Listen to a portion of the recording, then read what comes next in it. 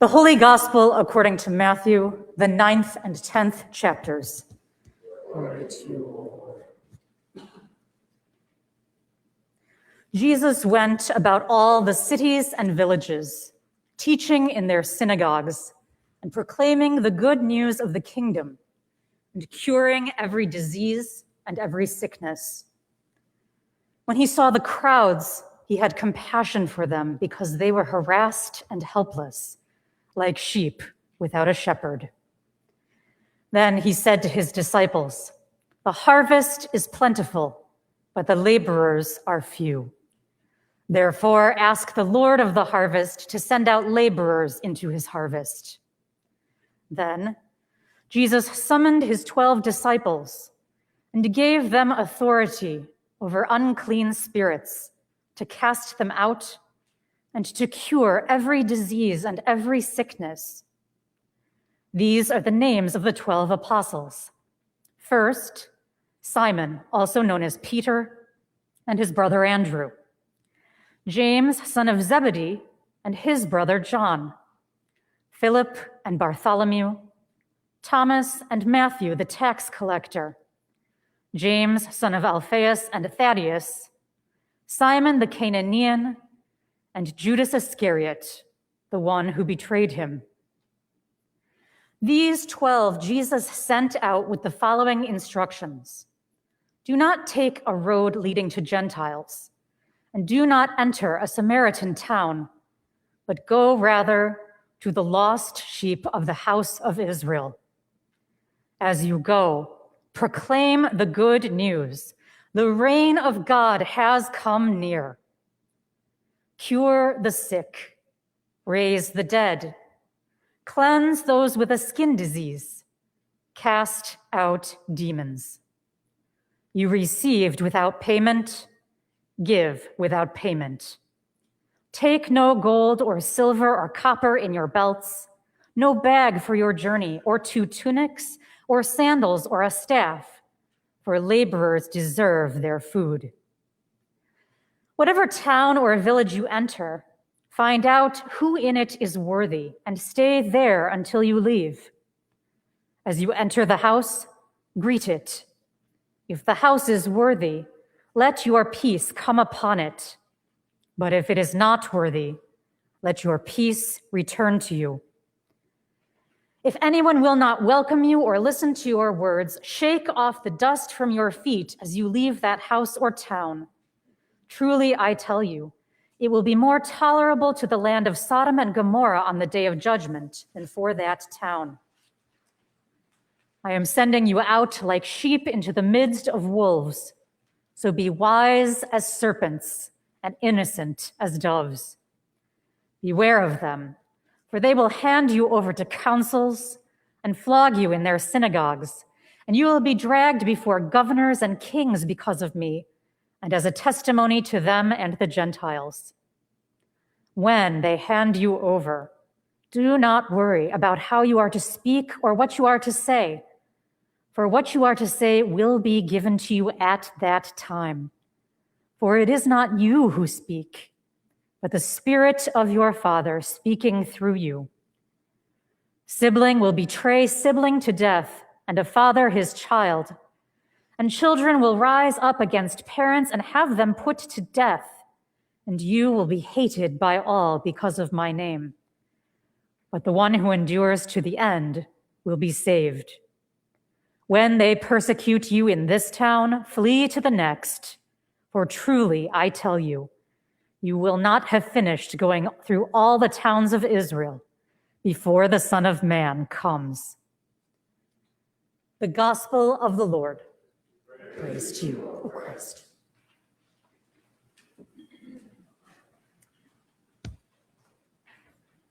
When preparing a sermon for the week, one of the questions that many pastors ask themselves is, are there any unusual details in the text? Well, this week, there's one that's especially glaring. The author of Matthew's Gospel stops in the middle of his storytelling to tell us the names of the 12 apostles.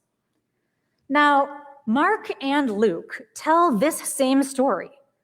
And Mark and Luke also provide a list of the 12 apostles. But Matthew is the only gospel writer who breaks up this narrative with this intrusive interruption to tell us who the 12 are. And, if I may say so, what a mixed and motley crew. Heading off the list is Simon, whom Jesus nicknamed Peter or Rock, possibly because his very life and attitude were rocky ones. From his origins as a poor fisherman, to his realization that Jesus was the Messiah, to Jesus telling him, "Get behind me, Satan," to his mountaintop moment at Jesus' transfiguration, to his panicky denial of Jesus just before his death, Simon Peter has a mixed record at best.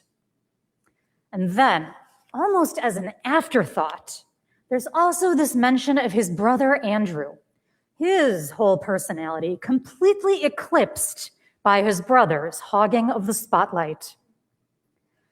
Next, we have the other matched brothers, James and John, also fishermen and also witnesses to the transfiguration. But their characters are marred by a lust for power and a reputation for being mama's boys. If you recall, many chapters later in our story, the wife of Zebedee goes to Jesus and says, "Declare that these two sons of mine will sit, one at your right hand and one at your left, in your kingdom." Maybe James and John were all on board with this request. Or maybe they were thinking, "Aw, Mom." But either way, they don't come off looking too good. Then we have a bunch of names with no other mentions in the entire book of Matthew. Philip, Bartholomew, Thomas, James the son of Alphaeus, and Thaddeus. Yes, John's gospel has a memorable story about Thomas after Jesus' resurrection, but Matthew doesn't mention him at all. In this story, we don't know anything about these apostles but their names. And then we come to the remaining three, all with their own special warning labels. First is Matthew the tax collector, whom we heard about last week, one who aided and abetted Israel's Roman oppressors and likely preyed upon his fellow Israelites to boot. Second, we have Simon the Cananean, but don't let that term Cananean fool you. It has nothing to do either with Cana or Canaan, but is really a synonym for the word zealot. The Zealots were a political party that wanted to expel the Roman Empire from Judea by main force. Simon the Cananean is the kind of man who would today be on a government watch list for violent extremism. And finally, rounding out this group of 12, we have the very bottom of the barrel, Judas Iscariot, the one who sold Jesus out for 5 weeks' salary. Unlikely as it may seem, these are the men Jesus sends out to go to the lost sheep of Israel, to proclaim that the reign of God has come near, to cure every disease and sickness, to cast out demons, and even to raise the dead, which invites the question, what in the world is Jesus thinking? How does he possibly decide on such a ragtag mixed bag of misfits, shady characters, and questionable colleagues? Well, the answer can be found in our story. Jesus says to all his disciples, not just the 12, "The harvest is plentiful, but the laborers are few. Therefore, ask the Lord of the harvest to send out laborers into his harvest." And I imagine that's exactly what they do. They know that Jesus has compassion on the crowds in every city and village they enter, and they've witnessed him teaching in synagogues, proclaiming the good news of God's reign and curing every disease.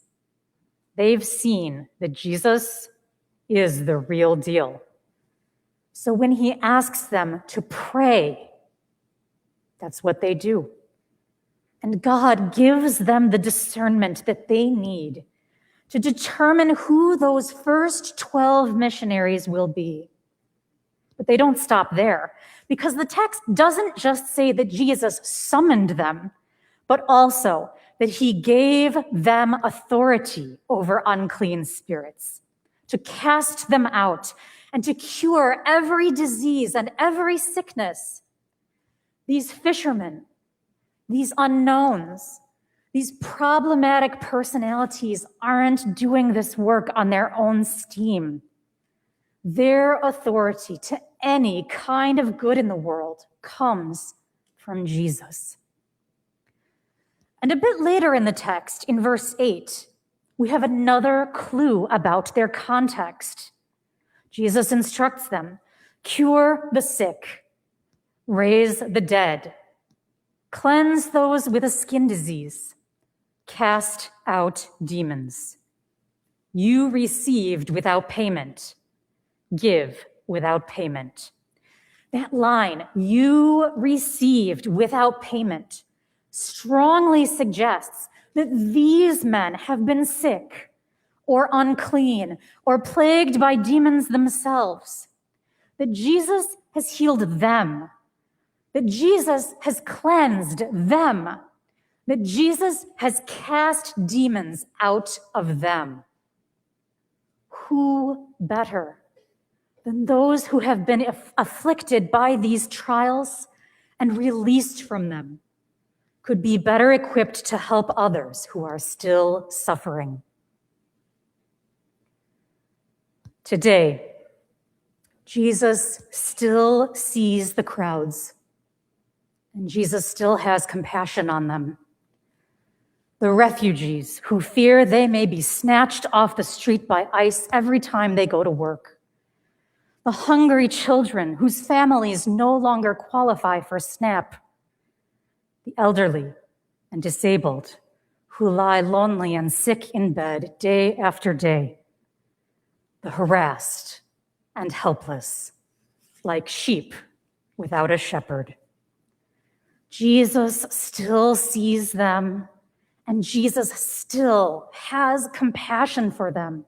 Still today, he is saying to his disciples, to us, the harvest is plentiful, but the laborers are few. Still today, he urges us to pray that the Lord of the harvest should send out laborers into his harvest. We may hear these words and inwardly cringe away from them. Oh no, surely Jesus doesn't mean me. Surely Jesus isn't calling me to do this work, as if I could heal the sick. I'm not a doctor. As if I could proclaim the kingdom. I'm not qualified for that. As if I could cast out demons. I don't think so.